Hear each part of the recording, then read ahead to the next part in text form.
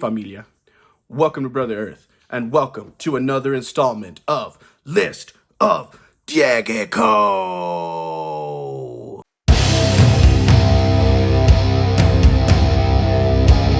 On today's video, I'm feeling a bit nostalgic.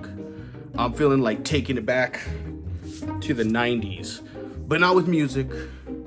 I'm going to my top 10 children's movies of the 1990s. Now, these are my personal top 10 favorites. There's plenty of room for debate on this one. Make sure you tell me what your top 10 is, or at least what your top 5 or number 1 would be. What did I leave out? Because I'm curious. I know there's a bunch that I've probably left out. It was really hard for me to come up with this list. I mean, these movies helped me become the sarcastic man that you know and love today. So let's get started with our list. Starting the list out at number 10, we've got Hocus Pocus. Thank you, Max, for that marvelous introduction. This 1993 movie is a story of a Los Angeles teenager who moves to Salem, Massachusetts. He is introduced to the town's history of witchcraft and laughs it off as superstition and nonsense. Just moved here. From where? Los Angeles. LA. Oh. But on Halloween night, he accidentally released 3 evil witches, and it's up to him, his kid sister, his love interest, and a talking cat to send them back to hell. This movie is funny and exciting. As a kid, I loved watching the adults being trapped by the vocals of Bette Midler and forced to dance all night long. Sarah Jessica Parker is at her sexiest. Sorry, Sex and the City fans, but this is where she was really hot. The main character is a smart-mouthed teenager who has a problem with authority, which keeps things sarcastic, funny, and entertaining. If you've never seen this movie, Halloween's coming up. You should definitely give this one a watch. Next up, we've got number 9, Heavyweights, 1995. This is a movie about a kid being sent to a fat camp. He was not excited about going, and hell, pretty embarrassed, but when he gets there, he finds out that this is the funnest camp in the world. He had water rides, hidden snacks, and most importantly, go-karts. And then the camp is purchased by the evil Tony Perkins, played brilliantly by Ben Stiller. Josh Birnbaum, step on up. Get on the scale, son. All right. Get off the scale. Tony goes on to destroy everything good about the park. Say farewell to the water rides as he pops holes in a lot of the floating devices. He discovers all the hidden snacks and discards of them. And, of course, the go-karts were shut down. His only goal is to use these kids to lose as much weight as they can, but not for their own benefit, only to make money and sell a workout program. These kids go to war until they finally get rid of the sadistic camp owner. Ben Stiller is just hilarious, and so are the kids. Sarcastic with authority problems. I'm starting to sense a theme here, and it's starting to explain my many trips to in-school suspension. Moving on to number 8, The Little Rascals, 1994. A remake of the classic 1922 television show, The Little Rascals is a story about an anti-girl group of little boys trying to stop their friend Alfalfa from falling in love with little Darla. A car race and a world-famous female race car driver changes the mind of young Spanky and the rest of the group, who now realize that chicks are awesome. The boys and girls can now grow up in harmony. Classic movie, definitely fun for kids, but also fun for adults. If you have kids, you should definitely watch this with them. Next up, number 7, we have The Mighty Ducks, 1992. After getting arrested for a DWI, fast and loose attorney Gordon Bombay is forced to coach a misfit hockey team. Bombay was a former hockey savant and was known as a winner, who could maybe make it to the big time. After an overbearing coach drove out his love, he became a not-so-admirable lawyer, caring only about winning. Now he has to teach a misfit team of losers who have never won a game. He grows to love these kids and turns them into a good team, and they turned him into a good man. This movie spawned multiple sequels and even a new show released on Disney+. Every kid in this movie has wisecracks and keeps the laughs coming. And of course, you get that epic sports moment at the end. Moving along to number 6, we've got Mrs. Doubtfire, 1993. Hello! Ah! goofball dad, Daniel Hillard, is kicked out of his house and divorced by his breadwinning wife and lost custody of his kids and is now only able to see them one night a week, which leaves Daniel in a bad place. He just cannot stand to be without his kids. So he takes the job as their nanny. He goes full-on crossdresser and becomes an old Scottish woman named Mrs. Doubtfire. This movie is hilarious, and that should be no surprise. Robin Williams is a comedy genius and a comedy legend. By the end of the film, he ends up having joint custody of his kids and then becomes a star on his own TV show, and he is playing Mrs. Doubtfire. As many movies in the 1990s, it's a bit ridiculous, but just the right type of ridiculous to be a classic. If you haven't seen this movie, get out from under your rock and enjoy. Halfway there, Familia. What do you think? What are your thoughts so far? What am I missing? I'm sure you're like, he better get to, and he better not forget. We're almost there. Then we can start the debate. Now coming in at number 5, we've got The Sandlot, 1993. You're killing me, Smalls. When Scotty Smalls moves into a new neighborhood with a new stepdad, he felt alone. He then goes on to have the best summer of his life.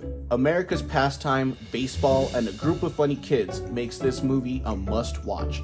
This is my favorite baseball movie and one of the best sports movies of all time, in my opinion. He goes on to befriend a bunch of rascals in the neighborhood who are obsessed with baseball. He's a nerdy kid who wants to become an engineer, it seems. Now he's actually able to have fun with peers of his age and learned to love the game of baseball. Now the boys are afraid of the man that lives behind the Sandlot, where they play their games, and of course his monstrous and evil dog. After hitting his first home run into the yard with this scary dog, Scotty reveals to his friends that this baseball was signed by Babe Ruth. His best friend Benny the Jet has to outrun and secure the ball. Luckily, he has the shoes that are guaranteed to make you jump higher and run faster. PF Flyers. This movie makes you think of a simpler time and makes me nostalgic for a time that I never lived in. Gotta love this movie. It's a must-watch. Hell, it's a must-rewatch. And if you enjoy any sports movie and you've never seen this movie, I don't know where you've been, get on it. Did you really think that I was only gonna have one Robin Williams movie on this list? Come on. Next up at number 4, we have Hook, 1991. Peter Pan grew up and has kids. Captain Hook comes from Never Never Land and kidnaps the kids of Peter Banning in London. The former Peter Pan is taken to Neverland and is taught how to become Pan again. He remembers his past, learns to fly, and saves his children from the evil Captain Hook, played by Dustin Hoffman, who has an epic mustache, by the way. And of course, the coolest character of all dies. Rest in peace, Rufio. If you haven't seen this one, I suggest flying toward the second star to the left and straight on till morning. Check out Hook. Before we move on to number 3, I just had to make a statement. Space Jam: A New Legacy was not that bad. At number 3, we have Space Jam, 1996. The best basketball movie of all time. Sorry, Hoosiers. An evil alien tries to kidnap the Looney Tunes, forcing them to work as entertainment at a theme park. Bugs Bunny and the gang convince the alien to settle their differences through a basketball game. The aliens steal the talent from some of the best basketball players in the world, and Sean Bradley.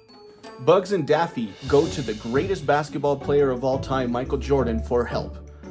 He, along with the Toon Squad, defeat the Monstars, retaining their freedom. They also release the talent to the NBA players, so everything is right in the world. Now, just to make this clear, the most important fact in this movie is we learned that Larry Bird is not white. Larry is clear. Now on to number 2. 3 Ninjas, 1992. After spending the summer training to be ninjas with their grandfather, 3 brothers have to help their FBI father take down a crime lord. Luckily, the training from their Japanese grandfather teaches them they can handle these ninja goons. This is one of the movies I quote the most in an everyday situation. As a sarcastic kid growing up, I loved watching these sarcastic kids being dicks to adults. So, here we are. This isn't by any means the best movie on this list, but it has the things I love: basketball, ninjas, and trash talk. Emily, Rocky loves Emily. At number 1, Teenage Mutant Ninja Turtles, the trilogy, 1990, 91, and 93. Yeah, I cheated on this one. I'm picking all 3 of these movies in the 90s for my number 1. I'm pretty sure I don't have to explain the origin of the Turtles to you guys. The first one is obviously the best one. The Turtles are forced to grow up quickly without their leader after Splinter is kidnapped by the evil Foot Clan. They learn they can defeat the mighty Shredder if they do it together. The second one is great, but Corey Feldman wasn't Donnie. What? And it introduced us to Super Shredder, played by Kevin Nash, and that's just too sweet. The third one is strange. I mean, they time travel, but if you know the comics and the games, it's nothing new in the world of the Ninja Turtles. The most important thing about Ninja Turtles 3 is that we got our true Donatello back. We love you, Corey Feldman. And that's my list, and I truly enjoyed taking this path down memory lane. Now, again, back to the debate part of things. What did I miss? What would you take out? What would you put in? Are any of them on your list? Did I just give a crap list? I would love to hear all of your opinions. I would love to hear your opinions on what your movies are, or what you think of my list. Also, what other lists should we do here in the future? Both of us have fun with these lists, so what list would you like to see us do in the future? Let us know. Thank you so much for making it this far in the video.